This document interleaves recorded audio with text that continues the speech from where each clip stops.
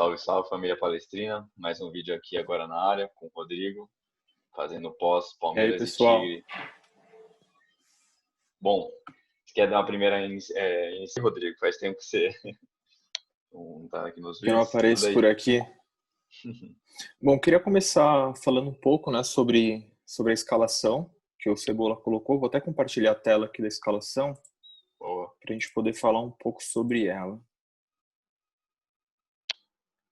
Ó, vamos lá. Eu achei bem interessante, né, porque foi a primeira vez, pelo menos que eu me recordo, que ele colocou o Wesley e o Verón juntos como titular, né? Acho que foi a primeira vez que eles entraram. Também achei bem legal pelo fato do Danilo. Que foi Tá, muito bom no jogo, né? foi muito bem no jogo, foi muito bem. O que eu não gostei, não é que eu não gostei, mas eu acho que poderia também jogar com o Patrick de Paula junto. Uhum. Talvez isso para um próximo jogo colocar o Danilo como o primeiro volante mais fixo e adiantar um pouco mais o Patrick de Paula, dando mais liberdade, que era basicamente o que ele fazia quando o Bruno Henrique jogava, né? Que o Sim, Luxemburgo sim. fazia. Segurava o E, Patrick e deixava o Bruno um pouco mais. cara, se você para pensar, é uma tática muito boa, tanto que o Patrick de Paulo tem essa chegada, né? Ele pisa bem na área ali na entrada, ele chuta bem, ele tem um pouco de, digamos, a falta de medo, né, de chutar, pegar uma bola e mandar. Ele já fez tipo 2, 3 gols, se não me engano, de fora da área, né? Então é uma personalidade dele, é um aspecto bem interessante. Eu acho que até nesse último jogo foi legal deixar ele no banco, dar uma talvez diminuída, porque a torcida está começando a pegar muito no pé dele, já criticando muito. Sim. E, enfim, o Danilo entrou bem. Acho que nem pela questão do nome do Zé Rafael em si, mas só de ter jogado um pouco no banco PK, acho que foi um lado bacana, né? No sentido de mostrar um pouco também de personalidade do André e deixar o garoto um pouco mais, né, tranquilo. Um outro destaque que eu queria fazer é o próprio Rafael Veiga, né? O Rafael Uhum. Veiga vem jogando Cara, bem. na Ele tem a posição liberdade certa, né? para jogar abrir para os três lados um pouco mais solto, né? Não Uhum. sei se deu para entender bem no desenho, que eu não sou muito bom de Não, desenho. mas deu. Porque assim, quando você deixa o cara um pouco mais, como posso falar, propício para um lado, querendo ou não, as jogadas ficam mais manjadas, né? Se ele fica na direita, você vai saber se ou ele vai cortar para dentro ou ele vai cortar para fora, mas quando o cara tá no meio, ele tem um pouco mais de liberdade nisso, né? Ele consegue trabalhar um pouco mais em cima disso. E ele tem qualidade, né? A gente já viu até o Atlético Paranaense no principal título dele do Sul-Americana. E eu gosto do Rafael Veiga nessa posição, é um cara que pode contribuir, tem feito gols, fez contra o Grêmio, né? Fez ontem. Enfim, é um jogador que, dentro dessa função, dessa tática, ele tem alguma coisa assim a oferecer. Um ataque muito móvel, né? Os garotos da base, o Verón e o Wesley, dois caras que são velozes, tem um pouco dessa. O Wesley, acho que, na minha opinião, até mais, de ir para frente, de ir partir contra um cara que tem essa característica bem forte, né? Diferente, por exemplo, do Bem Rony, que às forte. vezes fica um pouco receoso, né? Não sabe se toca, se chuta ou se vai para cima, enfim. Um outro ponto positivo que eu acho que vai ser tendência agora, né? É o menino Na na direita. lateral direita. Eu acho que isso vai ser bem praticado. Porque o Marcos Rocha e o Mike não estão dando conta, né? Nenhum deles chega, Uhum. faz o Essa corredor, função né? também, né? Inclusive, o pênalti que a gente sofreu, né? Foi o menino entrando na área, uma coisa que a gente não via com o Mike, com o Marcos Rocha. Uhum. Então, eu acho que cada E vez mais ele vai. sim, ele tem um potencial bom para cruzamento, né? Engraçado que a gente tinha o Mike nem esperava tanto, mas o Marcos Rocha, a gente sabe que a gente tem pelo menos no imaginário que ele tem um potencial como lateral para cruzar, né? E não tem, é, como posso falar, se justificado a ficar nessa posição ainda mais para cruzar. O menino já entrou, tem alguns jogos que ele foi improvisado, não foi nem como titular de lateral direito, que já fazia cruzamentos melhores que os dois. E acho que até o momento é ele, indiscutível.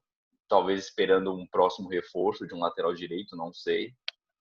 E, enfim, é um jogador que tem que estar entre os 11, isso é certeza. Inclusive, né? O gol do Gomes foi de um cruzamento do menino de escanteio, né? Foi uma E até assistência falar, dele. não sei se você viu, se você viu essa estatística, os 3 gols do Gomes nesse ano foram assistências do Gabriel Menino. Caramba, eu não tinha visto essa É bacana. curiosidade. E é uma sinergia, né? Porque o Gomes, querendo ou não, tem um potencial para cabecear, né? Um dos nossos principais zagueiros no ataque. E, enfim. E uma coisa que eu ia até comentar, não sei se você concorda, se você manteria essa zaga para o decorrer dos jogos, como é a sua visão? Então, em relação à zaga, o problema é que assim, eu gosto muito do Luan, mas Sim. ele não, em jogo grande, ele acaba dando uma entregada, né? Concordo que Uhum. o Felipe Melo não tá bem desde a volta do Paulista, que ele ficou aquele tempo parado, ele não tá bem. Mas vai tirar ele para colocar quem? Porque Emerson Santos com certeza não vai ser. Porque, desculpa, com todo respeito, não é um jogador que eu gostaria de ter no Palmeiras titular, nem no reserva. Nem Mas, no é o reserva. que você disse, né? O Luan, ele sofreu alguns momentos de turbulência, especificamente até contra o Boca, em 2018, se não me falha a memória, que ele tomou o giro do Benedetto, enfim, também cobraram muito o Felipe Melo naquela ocasião. Eu Eu iria... Pode falar, desculpa. Não, eu particularmente gosto do Luan, mas eu acho que ele é um jogador pra gente ter no banco pra compor elenco, pra quando precisar entrar no Uhum. segundo tempo, pra quando um jogador não estiver disponível entrar. Mas titular eu acho que ele ainda não tem essa. Eu vou até dar uma olhada aqui, que eu fiquei. Ó, ele tem 27 anos, né? Ele já não é tão moleque, já tem uma certa experiência, mas ainda assim é novo, né? É um ano, por exemplo, é um ano mais velho que eu. Ele era Assim, da seleção olímpica, né? Ele, sim, sim, tanto que o Palmeiras ficou de olho nele por causa disso, né? Pegou do Vasco e tudo do mais. Vasco. Cara, eu gosto dele, mas assim, ele não é o principal zagueiro, né? Ele tem que ser tá do lado de um Gomes, ou se a gente tivesse o Mina, né? Lembrando nos anos atrás, não é o nosso principal zagueiro. Mas eu gosto da zaga Gomes e Luan, né? E ela já deu bastante frutos pra gente no passado. Sim. Acho que Felipe Melo é uma alternativa. Eu colocaria, que já está discutindo no grupo, né? Colocaria ele um pouco mais à frente, deixaria ele no meio campo, dependendo em algum jogo ou outro. Não sei se o físico dele está preparado para 90 minutos de zagueiro e querendo ou não, você vai colocar um cara que não vai conseguir 90 minutos como zagueiro, você vai queimar uma substituição com o zagueiro, para mim não faz tanto sentido. Mas ele pode ser útil sim em, sei lá, um terço dos jogos, porque ele já tem uma idade mais avançada. Eu acho Antes de que eu. Pode falar. eu acho que ele pode ser muito usado dependendo do adversário, né? Sim, sim. As características, né? Tem que ter todo o entendimento da comissão Uhum. técnica, fazer uma Como leitura. o Zé Rafael é muito bem aproveitado dependendo do adversário, né? Uhum. Sim, a Quando gente precisa até deixar ele falou, né? mais Contra o Corinthians. quando precisa deixar ele para segurar um lateral, a subida de um lateral, ele joga mais para Uhum. cá, ele vem compor na saída de bola a terceira para sair jogando. Eu gosto do Zé Sim, Rafael, acho que concordo. ele é um bom jogador também para ter no elenco. Cara, ele tava com uma sequência muito boa, né? Só que ele foi expulso, né? Sus- Então, teve um que ele foi expulso, foram 2 amarelos, se não me engano, não foi? Isso, acho que foi algo assim. Foi que ele fez uma E falta meio boba e depois falaram que a segunda não era para. isso. E, enfim, ele tava com uma sequência bacana. Eu acho que, assim, é um jogador que com confiança consegue contribuir sim. Mas aí vai o quê? Um ataque, lógico, ele não é um jogador para ficar no ataque, né? Como foi do último jogo, que o André escalou. Mas é um jogador que tem muito combate físico, né? Um cara que se entrega bastante, ele tá tentando recuperar as bolas. Alguns lances dele, não digo todos, a maioria, mas alguns lances dele, quando ele tenta essa roubada de bola, não é só uma roubada de bola, ele já consegue tocando a bola para frente. Então é uma característica bem bacana. É um jogador que ainda não no presente e no futuro vai ser cada vez mais importante. Uma Oi, pode outra coisa falar. que você falou na relação de entrega, uma coisa que eu queria destacar é o próprio Rony, né, que entrou no Sim, segundo boa. tempo e teve o gol do Rony. Eu vou até trazer um Uhum. dado aqui pra gente, bem interessante. Deixa eu só É trazer um aqui. que, querendo ou não, assim, é uma surpresa para quem tá desavisado, mas o Rony foi um dos principais nomes da Libertadores na fase de grupos, né? Então é uma coisa assim que bem Exato. interessante mesmo. É um cara que está participando das jogadas, embora possa não estar fazendo, digamos, grandes exibições, mas é um cara que está sempre ali, né? Participando da criação de jogadas. Aqui, ó, bacana. Se a gente dá uma olhada nessa imagem aqui sobre o mapa de calor, ó, do Uhum. Rony, Ele corre o campo inteiro. E ontem, por sinal, teve até uma bola que ele dividiu com o Felipe Melo, que foi mais ou menos aqui, né, na zaga. Ele veio dividir com o próprio Felipe Melo, que eu acho que mostra um pouco da entrega. Ele não é um baita jogador, ele se confunde com a bola, inclusive na assistência que ele deu pro gol, aquilo não foi uma assistência, foi uma cagada, que a bola saiu toda mascada. Mas eu acho que no quesito entrega não tem o que falar do Por Rony. reclamar, né? Cara, se você for ver os números, né, são 5 jogos, 2 gols e 4 assistências. Eu saber dizer agora de cabeça quais desses jogos ele entrou como titular e quais como reserva. Quase. Tá até um Mas dado aqui, ó. A 60 cada minutos 60 para participar minutos de ele um jogo participa de de um gol. gol. Uhum. É um número interessante, porque, querendo ou não, ele participou de 6 gols em 5 jogos. Ontem já não foi titular, né? Então, ele entra e participa do gol. Tudo bem que é um jogo com placar elástico, mas ainda assim é bom para retomar confiança, enfim, né? E E igual assim, que você gente, mencionou, pode falar. longe de falar que ele tem que ser titular do Palmeiras. Não tem como tirar o Verão e o Menino, mas é É. só passar por esse ponto da entrega. Uhum. É porque se você tem um cara que está um pouco mais frente no banco, quando, por exemplo, o Verão não tiver um dia legal, o Wesley, você não fica tão receoso de colocar ele para jogar, né? É um cara que, quando entrar, pode participar e ajudar a gente no ataque. E você estava mencionando, né, de uma das assistências dele não ter sido proposital, né, não ter sido exatamente uma assistência, né, foi um passe que resultou em gol, mas por acaso. Foi acontecer a mesma coisa com o gol do Gabriel Menino, né, aquele petado lá acho que foi contra o Bolívar, né, e que resultou no gol. Não, perfeito. Vamos entrar um pouco então nos dados da partida. Bora. Você Falar um pouco quer mais sobre colocar a aqui? partida. Então, gente, agora falando um pouco das estatísticas, né, que a gente já passou da escalação e um pouco do nosso parecer do jogo, mostrando assim que são números interessantes, pelo menos para ter de análise. São os 20 chutes que o Palmeiras conseguiu produzir, chegando com 9 de finalização certa. A gente até que permitiu, foi mais no início do jogo, né? Um pouco, acho que, nervosismo dos atletas, a chegada do Tigre em alguns momentos. Mas, assim, foi de amplo domínio, depois ainda mais do primeiro e segundo gol. O Palmeiras conseguiu administrar bem, o Tigre ficou mais nervoso ainda, receoso, você via a expressão dos jogadores, né? Que eles estavam já antes do jogo eles já estavam não tinham muito o que fazer porque não conseguiam nem classificação para a Sul-Americana, tentaram sair um pouco mais dignamente, mas eles acabaram sofrendo um revés muito grande, né? A goleada e a confiança ficou ainda mais, a falta de confiança ficou mais evidente, né? Sim. E até a questão física, eu senti que eles sentiram um pouco, né? Até porque o campeonato argentino ainda não voltou, né? Sim, exato. É uma vantagem, né, dos times brasileiros, né? Querendo ou não. Vantagem naquelas, né? Você vê o River Tem isso, né? Os caras estão, acho que, fora com da o melhor curva. ataque da história da Libertadores. E uma coisa para destacar também é que a gente só sofreu 2 gols, tudo bem que o nosso grupo não era dos piores, mas a gente só sofreu 2 gols nos tempos, né? Então é uma coisa É a que, segunda melhor defesa.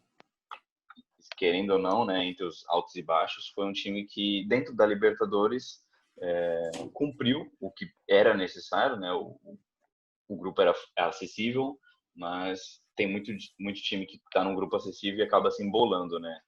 Então, pelo menos isso o Palmeiras conseguiu representar, né?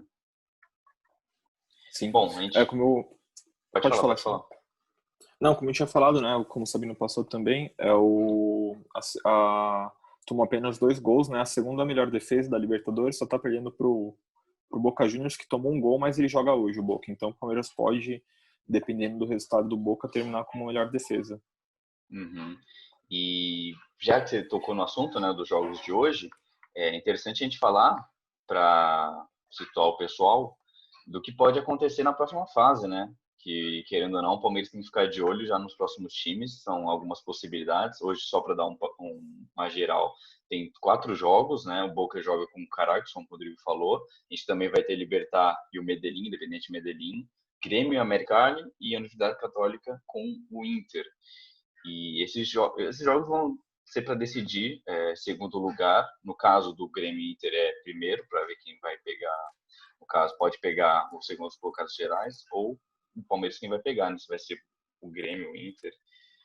E, enfim, só para falar, coloquei aqui os nomes que a gente pode pegar até agora. O Del Valle, que a gente teve todo esse momento, digamos, de especulação do técnico deles, né? O Miguel Ángel Ramírez. O Atlético Paranaense, que estava antes da última rodada como o primeiro do grupo, jogou contra o Penharol lá, que a gente já conhece bem esse time, né? Tava um jogo bem interessante, cara. Eu assisti, foi um jogo legal. Começaram perdendo com, tipo, 3 minutos de jogo, já sofreram um gol. Só que eles tiveram o poder de reação, foram para cima, conseguiram virar, pressionar ainda o Penharol, que estava bem abatido, mas não sei, um tempo não teve como. O Penharol conseguiu reverter ainda mais. Aí ficou 3-2 e o Penharol não se classificou, mas o Atlético Paranaense ficou em segundo, né? O Atlético Paranaense acaba caindo a posição. Se não me engano, vou até dar uma checada para quem foi para o Jorge Wilstermann. O Jorge Wilstermann acabou se classificando como primeiro, enfim, e a gente pode pegar o Atlético Paranaense então. A LDU estava no grupo de São Paulo, né? É um time que também tem que ter bastante atenção, tem altitude, é bem perigoso. Pode ser o Internacional e Grêmio, vai decidir os jogos de hoje, a gente não dá para cravar. Eu preferiria pegar o Grêmio, particularmente, mas o Racing, que também a gente vai até abordar num próximo vídeo, de um dos treinadores que estão no radar da direção, da O diretoria. Racing joga um futebol legal, viu? Sim, eles, cara, se não me engano, eles foram, acho que, o último campeão argentino, né? Com, Então, é um com o time. Kudê, aí o Kudê saiu Uhum, para vir pro Inter e quem assumiu foi exato, o BKSS, que a gente vai falar um pouco mais pra frente sobre.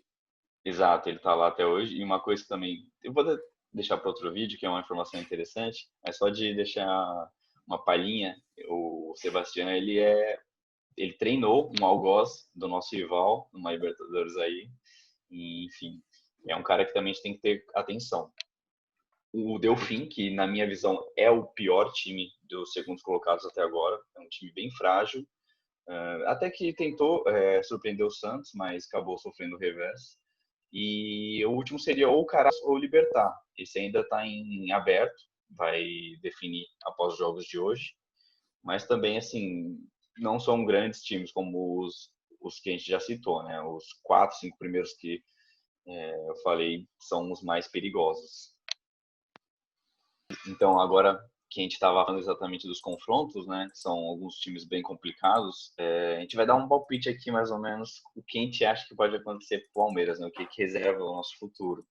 E uma possibilidade que se desenhou interessante nessas últimas semanas foi exatamente o que a gente estava falando, né? O Independente Del Valle, que é um time que tem jogado um futebol interessante, né? Acabou goleando o Flamengo de maneira até surpreendente para as pessoas que não acompanhavam tanto o trabalho, 5-0. E é uma coisa que aconteceu aí na internet. O próprio perfil, você quer falar mais, Rodrigo? Vou falar, eu acho que assim, futebol, é uma brincadeira sadia, acho legal, Uhum. mas eu quero pegar o Del Valle nas oitavas. Na Libertadores. Na Libertadores, Cara, eu quero. dos que a gente tem de opção, digamos, né? Assim, lógico, você não vai escolher seu adversário, mas tem times que acho que dava para brincar mais. Não Eu querendo acho, falar que, lógico, o Del Valle é o mais forte deles. Mas seria, mano, muita ironia do destino a gente pegar esse time e acontecer um revés. eu acho que tem dois roteiros, né? Para serem contados se a gente pegar o Del Valle. O primeiro é Uhum. se o Palmeiras perder, vai mostrar a incompetência da nossa diretoria, né? Eu acho que isso vai Sim. mostrar, deixar bem claro. E segundo, depois desse post, eu acho que seria bem legal eliminar o Del Valle. Uhum. Mas assim, é mais para dentro do torcedor, né? Isso dificilmente uma situação dessa vai ser levada a campo. Se fosse algum rival, beleza. Mas é um time que assim tá tão distante, não tá no imaginário do jogador, nunca nem viu o jogador de lá. É uma coisa que assim fica entre mais as torcidas, né? Fica na internet mesmo. Acho que é legal, sim, beleza. Não, eu Para achei mim legal, não faz achei tanta legal a diferença. brincadeira. Uhum. Não vou mentir, tipo, eu fiquei um pouco esperançoso que ele viesse. É um técnico com umas ideias interessantes, é um cara que tem um trabalho já no Independente, eu estava vendo. Ele chegou em 2017 no Independente como treinador categoria de base, passou 2 anos lá, só em 2019 assumiu o time principal para aí sim colher os frutos, né? Então é um cara que pensa um pouco diferente e eu gostaria muito de ver um caso desses aqui no Brasil e, lógico, no Palmeiras, que você consegue, no radar, pode ser brasileiro, estrangeiro, tanto faz. Pega um cara desse que tem potencial, tem interesse em estudar e fala assim, ó, cara, vamos fazer um contrato de 2, 3 anos, você assume a base, fica lá um tempo e trabalha, forma os nossos jogadores, para que daqui, sei lá quanto tempo, você ser o nosso técnico principal e você já está tipo, bem mais ambientado, né? Você já consegue trabalhar com mais tranquilidade e, meu, seria incrível se a gente tivesse isso no Palmeiras. Seria muito, muito bacana mesmo. Bom, galera, a gente vai ter um próximo vídeo que vai sair logo em sequência desse, falando um pouco mais sobre os nomes que estão sendo sondados, cogitados no Palmeiras.